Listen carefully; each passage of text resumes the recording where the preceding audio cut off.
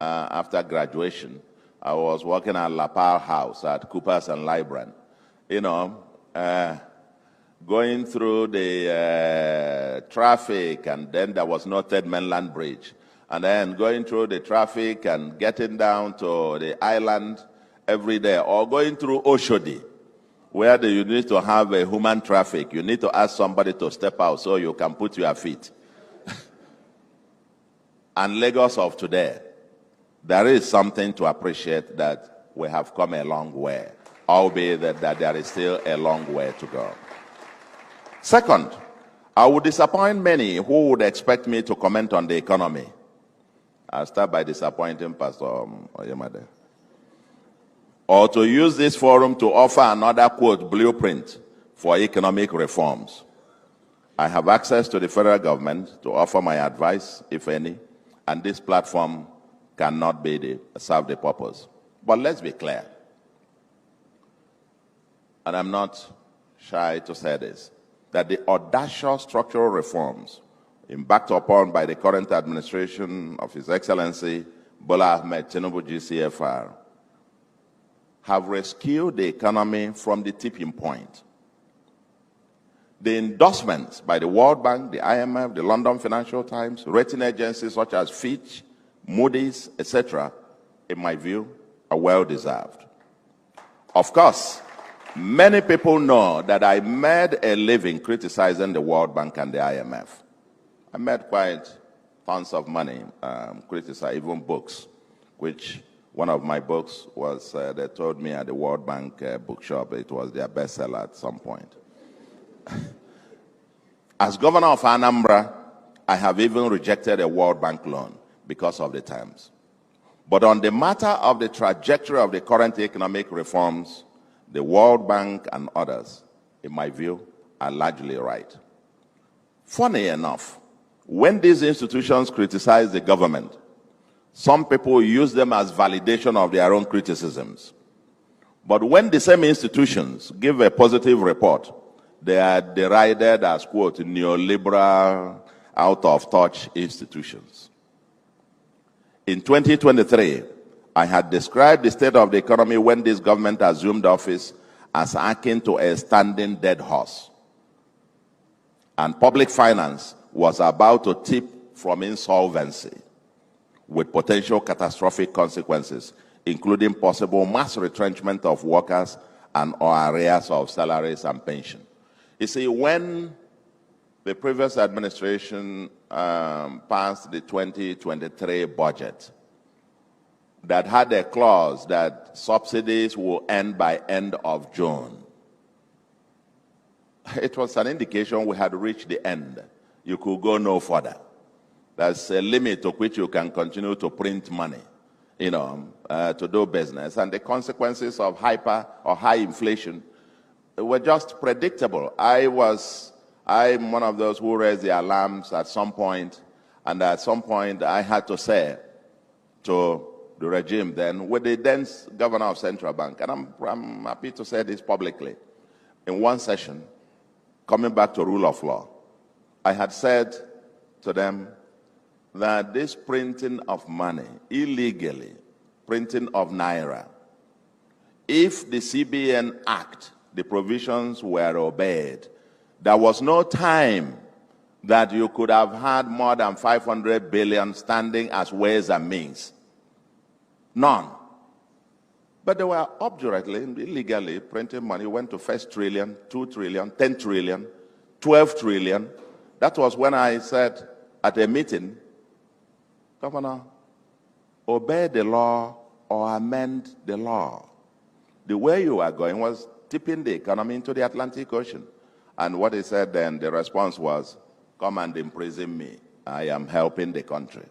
I knew that that particular act of printing money, and they printed up to 20-something trillion and poured into the system, and you expect the exchange rate to remain the same, inflation to remain the same, and so on and so forth. That's a joke. Elementary economics tells us that that was the recipe for disaster. And we met it. So when I make the point that we had, if You didn't do the kind of, subsidy removal and all of those things that had to, or dealing with the exchange rate. Nobody was going to invest with the multiple exchange rate regime and the arrears that were not paying people and so on and so forth. We had reached where the economy was just standing still, couldn't move any further.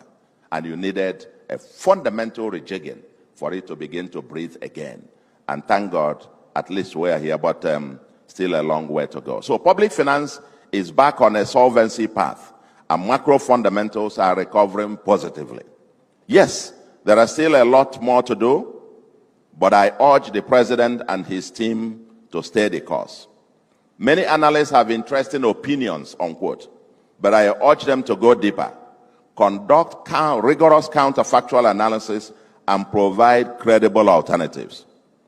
As a friend said recently, the task is always easy, especially if you are not the one doing it. It's always easy. They should just fix power. They should just fix, build roads. They should just... That's what somebody said to me recently. Said, no, don't do anything else. Just give us electricity. I said, as if I'm just going to go and switch on a tap. This is one country where every year people celebrate the previous year or years as the, quote, the good old days. And every new regime points out how it is the only one to bring positive change since the world was created. And I will say to you, but like every Nigerian has his own long list of what is wrong, so also is the list of, quote, expert opinions. For many, the list of what we must do would include, A, maybe restructuring the federation and a new constitution. These are the kind of things you hear, all manner of debates going on every day. Collaborative and coordination arrangements among the three tiers of government, tackling corruption, ensuring predictable and stable macro environment, including low and stable inflation and the exchange rate, addressing security, law and order, rule of law, state policing, providing infrastructure, especially electricity and transport, food security, addressing poverty and unemployment, investing in people, health, education, and empowering vulnerable groups, prioritizing technology, industrialization, and creative economy, fully exploiting our natural resources, tackling challenges of the environment, desertification, flooding, and erosion, ethical and transformational leadership that also delivers efficient, effective, transparent, and accountable governance, etc., etc. The list is quite long. But the real challenge is how to accomplish this, especially given the binding resource constraints and the distributional consequences of any action that you take. So I won't waste your time on this. I'm sure you can add to the long list of what we must do. Somebody the other day said, I'm hungry. And I said, in the part of the world where I come from, people find it shameful for somebody to come out and be saying, I'm hungry. And so when the hunger protest also happened, I know in the Southeast, we launched a different kind of movement, farm to feed. And we say in our place, go and do something about it and not to complain about it. So these things, long list, everybody has his own. But let me return to the substance of our contribution.